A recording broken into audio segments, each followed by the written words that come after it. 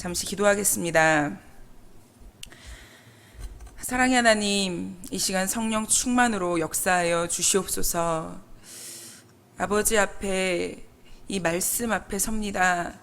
말하는 이나 듣는 이 모두 가운데에 역사하여 주시사 주님의 마음을 깨닫고 이 깨달은 마음대로, 이 말씀대로 살아나아갈 수 있도록 인도하여 주시옵소서.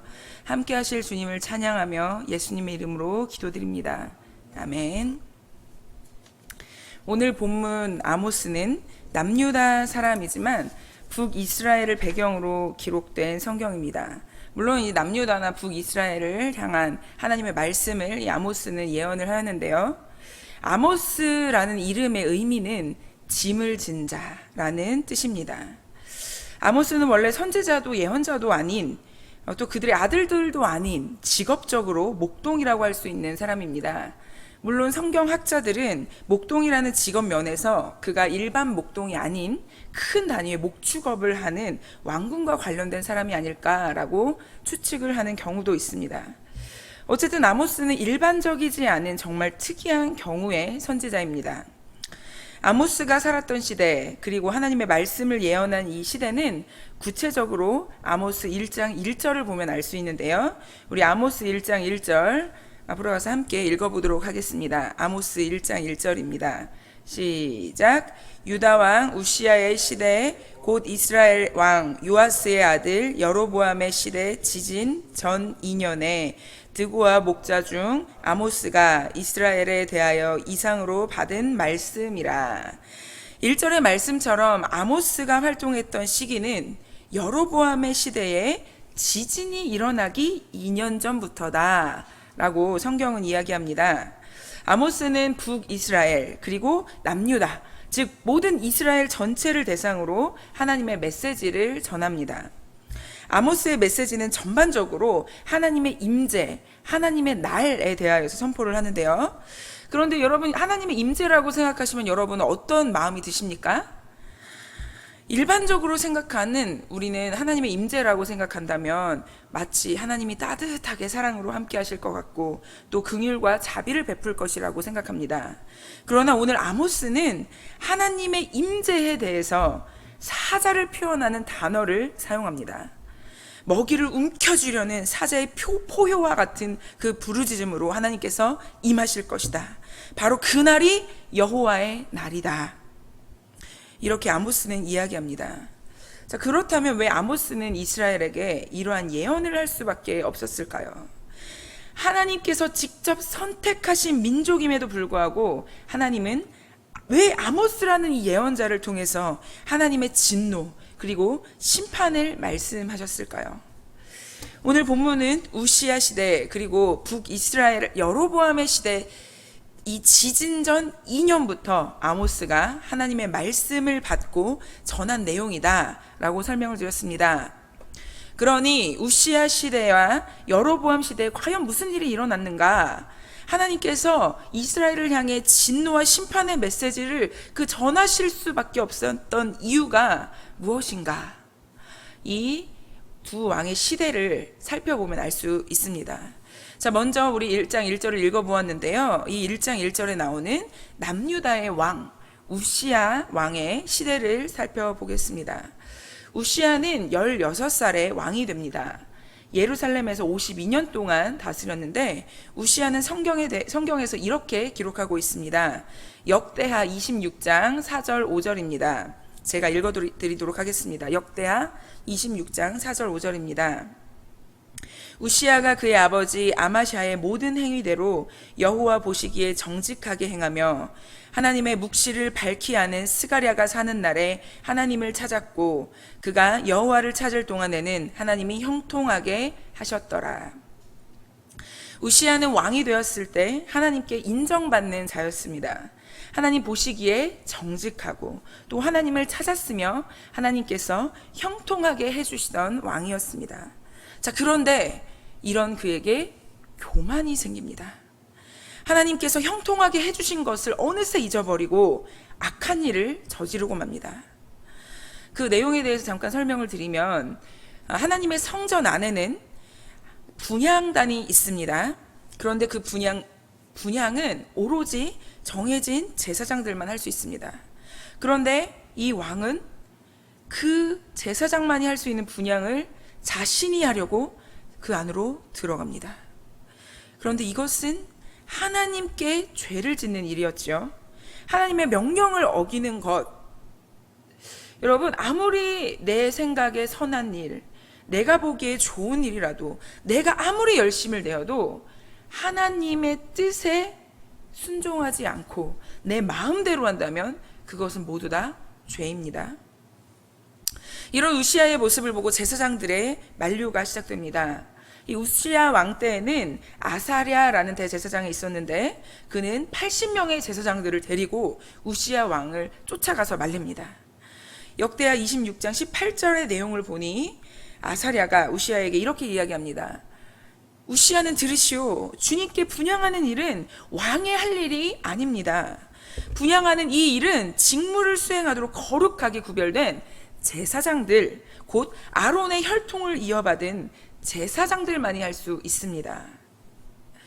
그리고 이곳에서 물러나고 왕이 범죄하였으니 하나님께 높임을 받지 못할 것입니다 라고 이야기를 합니다. 그런데 이 이야기를 들은 우시아 어떻게 하였을까요? 우시아는 분향을 하려다가 이 말을 듣고 화를 냅니다.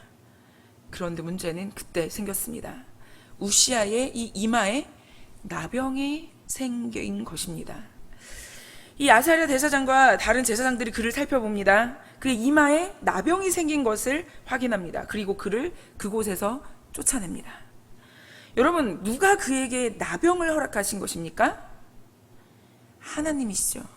하나님께서 그를 벌하셨습니다. 그를 치셨습니다.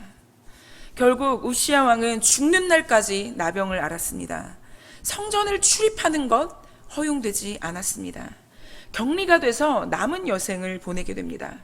아니, 심지어 죽어서도 왕실 묘지에 장사되지 못하고 왕가에 속한 변두리의 땅에 장사됩니다.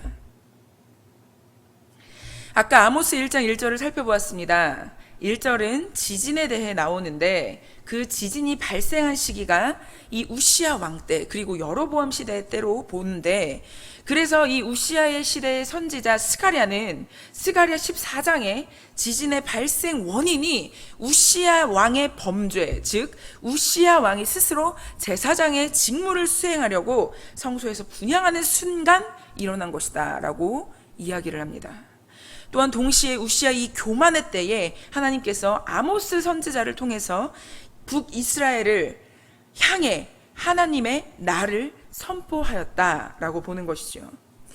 이제 지진 2년 전인 북이스라엘 여로보암의 시대를 살펴보겠습니다.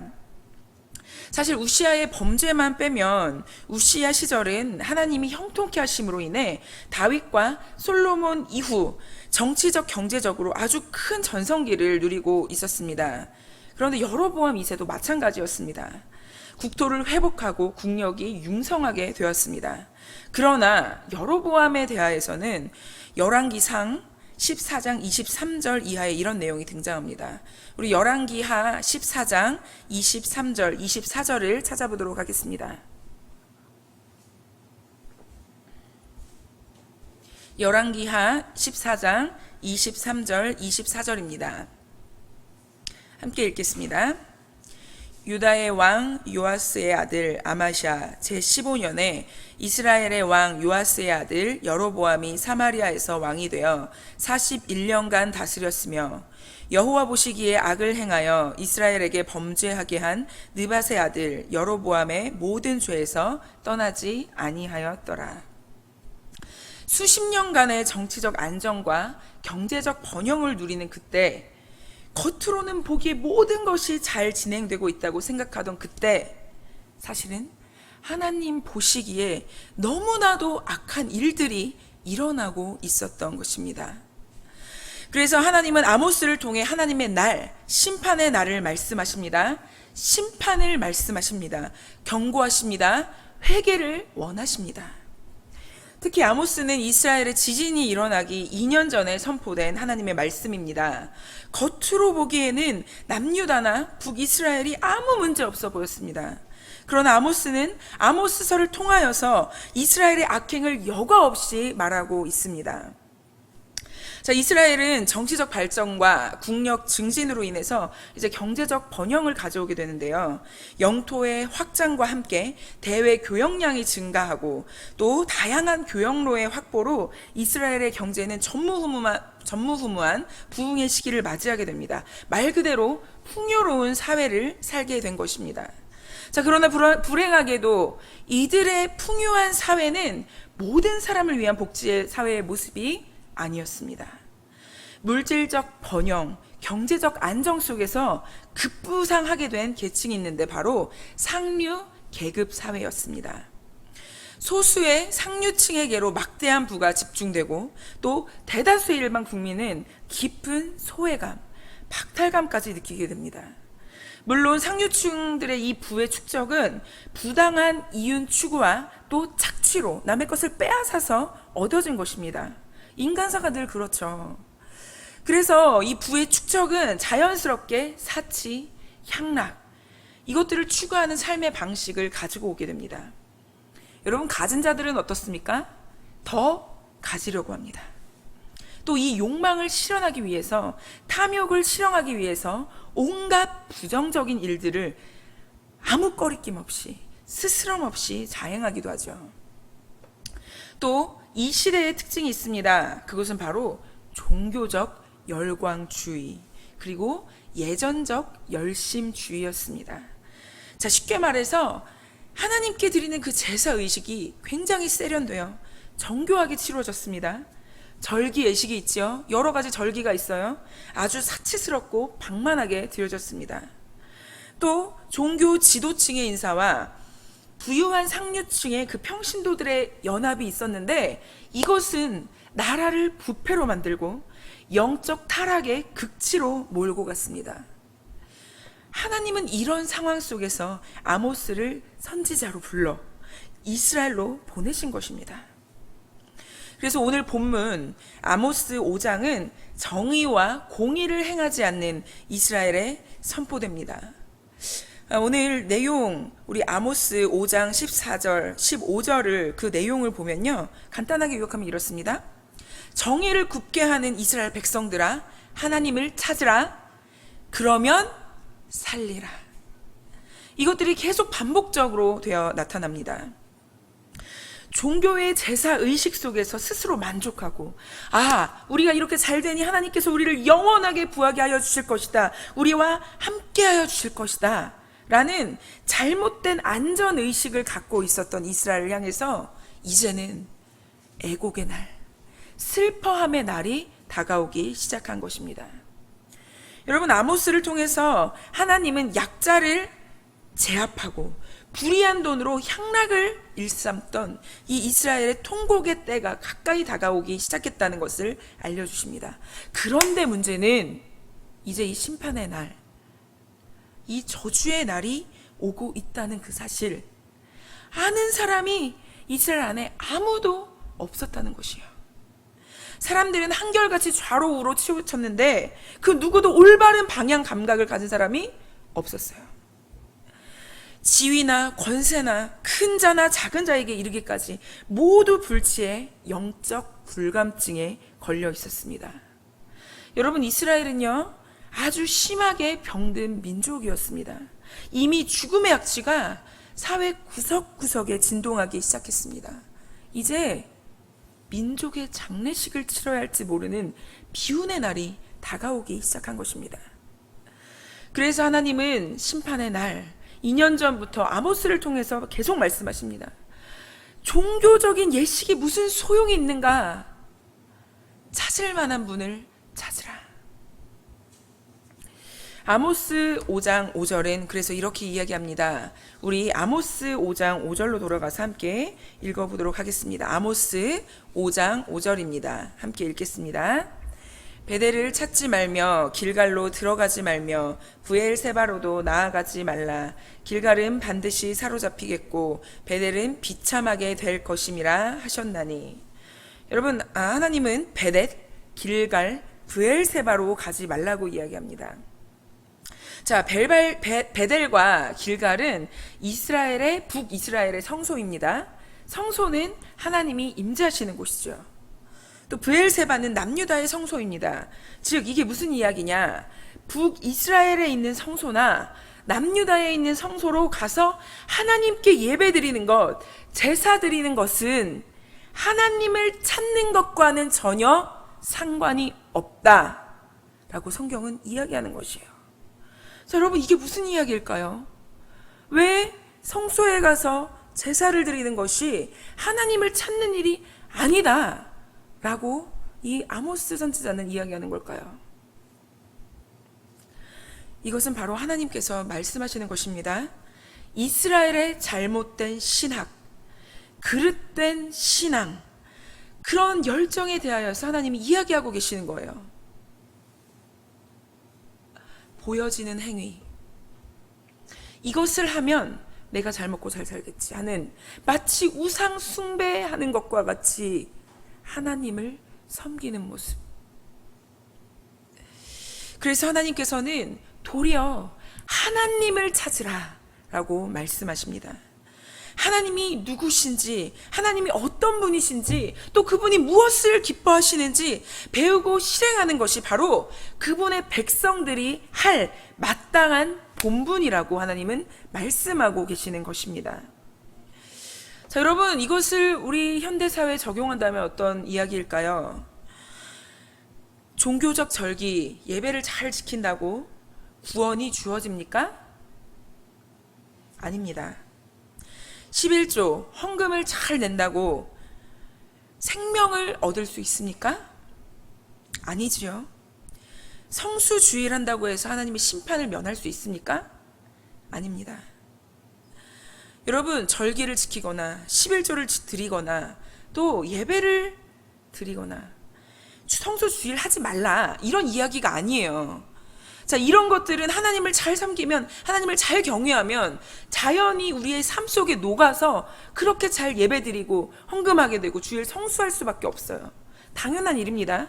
그런데 하나님께서는 무엇을 말씀하시느냐? 바로 겉모습만을 추구하며 외식하는 자행을 하지 말라, 이것을 우리에게 이야기하고 계시는 것입니다. 오히려 그런 외적인 모습들이 아니라 전심으로, 우리의 모든 마음으로 하나님을 찾는 것, 그때에 비로소 자연스럽게 우리는 이 모든 것을 할 수 있고, 더불어 우리는 영원한 생명을 누리며 구원받은 백성으로 살아갈 수 있다는 것입니다. 또 아모스는 14절의 말씀처럼 살려면 선을 구하고 악을 구하지 말라, 이렇게 이야기합니다. 우리 14절을 다시 한번 읽도록 하겠습니다. 14절을 읽겠습니다. 악을 구하지 말지어다.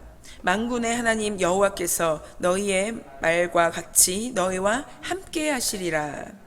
여러분, 하나님을 찾으라고 권면한 아모스는 선을 추구하라, 이렇게 이야기합니다. 그런데 여러분, 선이 무엇입니까? 하나님을 기준으로 삼은 것들이 선입니다. 나의 의, 나에게서 나온 선이 아니지요. 자, 그런데 우리가 교회 생활을 할 때 보여지는 모습들을 보고 한번 말씀을 드려보겠습니다. 여러분, 교회에 열심히 다니면서도 비윤리적인 사업이나 비윤리적인 생활을 계속 할 수 있을까요? 하나님을 열심히 믿는다고 하지만 부모님을 공경하지 못하는 자가 선을 행한 것입니까? 이웃의 불행에 대해서 무관심하면서도 11조만 잘 드리면 선을 행한 것입니까? 하나님을 진정으로 섬기는 예배란 경건하게 사는 것이자 도덕적인 뒷받침, 행함까지 나아가는 삶입니다. 즉, 신앙은 구체적인 삶으로 열매를 맺어야 한다는 말이죠. 하나님을 사랑하면 이웃으로 그 이웃 사랑이 표현되기 전까지는 진정한 하나님을 사랑하는 것이 아니라는 것이에요. 북이스라엘은 길갈과 베델에서 아주 자주 부르던 구호와 같은 것이 있습니다. 그것이 14절의 말씀에 나와 있는데요. 하나님께서 우리와 함께 하실 것이다 라는 내용입니다. 이들은 제사, 종교 행위를 통해서 하나님의 구원이 보장된다고 믿었습니다. 그들이 찾는 성전에서 예배만 드리면 자신들의 제사 행위를 통해서 하나님이 함께 하시고 하나님이 복을 주실 것이라는 착각적인 믿음에 빠져 살았습니다. 그러나 하나님께서는 말씀하십니다. 악을 미워하고 선을 사랑하며 정의를 세우라. 여러분, 공의와 정의가 없는 곳에 각종 종교 행사와 예식 전혀 소용이 없는 것이에요. 정의롭고 공의로운 하나님, 고아와 과부의 보호자로 알려지기를 원하셨던 하나님은 불법을 자행하고도 종교의 이름으로 경건의 모습으로 그분 앞에 나와 열정적으로 주여! 이렇게 외치는 자들을 용납하시겠습니까? 천만의 말씀이죠. 하나님은 예언자 아모스를 통해 분명히 말씀하십니다. 나는 안다. 너희 범죄들이 많고 죄악이 중하다. 그래서 여러분, 이 세상이 악한 때는요, 또 교회가 악해지는 이 땅 가운데에는 반드시 하나님의 때, 심판의 때를 불러들이고 있음을 우리는 기억해야 합니다. 모든 성경의 역사를 살펴보면 하나님의 선택받은 백성들이 악한 때를 지내게 될 때 반드시 심판이 도래합니다. 그러므로 아모스는 다시 이야기합니다. 이제 마음을 돌이켜 하나님의 공의와 정의를 행하라. 정말 살고자 하는가? 그렇다면 하나님을 찾아라. 살고 죽는 일은 하나님께 달려있다.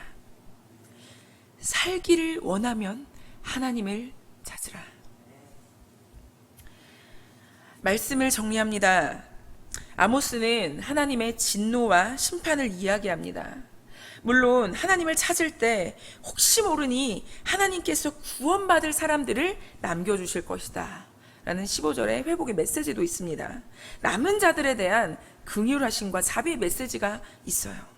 그러나 궁극적으로 아모스는 하나님의 그날에 대해서 이야기합니다. 심판의 날입니다. 말씀을 살펴보니 그 이유가 있었지요.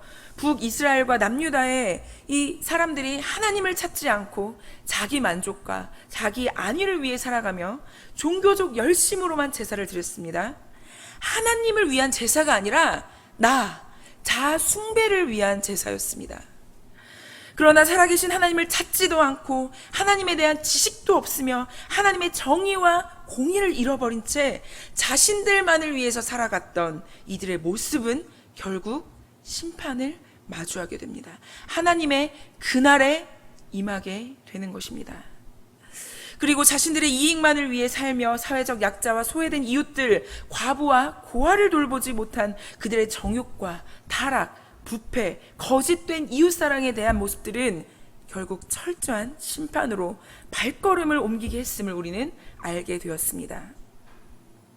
자, 그렇다면 여러분, 오늘날 우리 믿는 이들의 모습은 어떻습니까? 이스라엘은 하나님의 언약 백성답게 살지 못했습니다. 입으로는 하나님을 찬송하고 모습으로는 경배하고 하나님께 제사를 드리고 살았으나 실제 마음은 하나님을 떠났습니다. 여러분, 우리도 먼저는 나 자신, 각 개인을 살펴보기 원합니다. 예수님을 믿는다. 나 예수님을 믿어서 구원받고 이제는 새 생명을 입었다. 새로운 피조물로 됐다. 하나님의 자녀로 살아간다. 우리가 구원의 확신이 있다면요, 입으로만 찬양하고 하나님을 경외하고 예배 자리에 나아온다.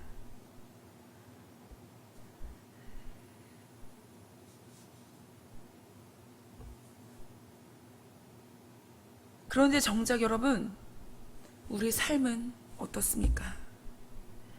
혹시 신앙과 삶이 완전히 분리되어 있지는 않습니까? 여러분, 또 우리 교회 공동체는 어떻습니까?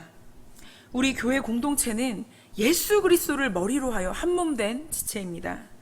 그렇다면 우리는 하나님을 사랑하고 우리 공동체 역시 사랑해야 합니다. 그러나 사랑하기보다 미워하고 험담하며 시기하고 질투하지는 않습니까? 정욕에 휩싸여서 여전히 나 중심적인 공동체 생활을 하고 있지는 않습니까? 여러분, 또 우리 한국교회는 어떻습니까? 이 땅의 한국교회는 하나님께서 세워주신 교회입니다. 세계적으로 보았을 때도요, 하나님께서 이렇게 세워주신 나라가 드물 정도로 하나님께서 우리나라를 정말 축복하여 주셨어요. 복음으로 세워주셨습니다. 세계 2위로 선교사를 파송할 정도로 하나님을 믿는 이들이 많아졌습니다. 하나님을 향한 열심도 커졌습니다. 그런데 우리의 현재 모습은 어떠합니까? 예배의 태도는 어떻습니까? 적극적으로 하나님을 사랑하는 마음으로 예배에 동참하기보다 예배를 구경만 하고 있지는 않습니까? 예배에 나오는 것만으로 여러분 스스로 만족해 하십니까? 또 믿음으로 살아갈 때 정말 우리는 선한 영향력을 이웃에게 끼치고 있을까요? 정말 하나님을 경외하는 태도로 하나님을 사랑하는 마음으로 하나님의 법도를 준행하며 살아가고 있습니까? 여러분, 아모스 선지자가 이스라엘을 향해 하나님의 말씀으로 강하게 경고하신 것처럼 오늘날의 상황을 통해 우리 한국교회에 말씀하고 계신 하나님의 음성이 저와 여러분 가운데 들려지기를 원합니다. 지금까지 하나님을 사랑하노라 하고 예수 그리스도를 믿노라 하고 성령 충만을 구한다고는 하지만 하나님 앞에서 온전히 반응하지 못했던 우리의 모든 죄악들을 회개하기 원합니다. 여러분, 나만 잘 믿는다고 나만 잘한다고 우리 교회만 잘한다고 끝낼 일이 아니에요. 우리 교회, 이 모든 교회는요, 성령 안에서 한 공동체입니다. 예수 그리스도의 생명을 취한 이들은 예수 그리스도와 연합하였기 때문에 한 몸일 수밖에 없어요. 그렇다면 이 내 몸을 누구에게 맡기겠습니까? 누가 어떤 사람들이 내 몸을 책임지겠습니까? 이제 우리는 옷을 찢고 회개하는 정도가 아니라 여러분, 이제는 이 마음을 찢어 회개해야 할 때입니다. 나와 우리 모두가 살기 위해서, 우리의 생존을 위해서 이제 우리는 선을 구해야 합니다. 이제 정의를 세워야 합니다. 하나님을 사랑하며 하나님을 경외하고 하나님의 법에 따라 살아야 합니다. 그때 비로소 반드시 우리의 하나님께서 우리를 살리실 것입니다. 우리 함께 기도하기 원합니다.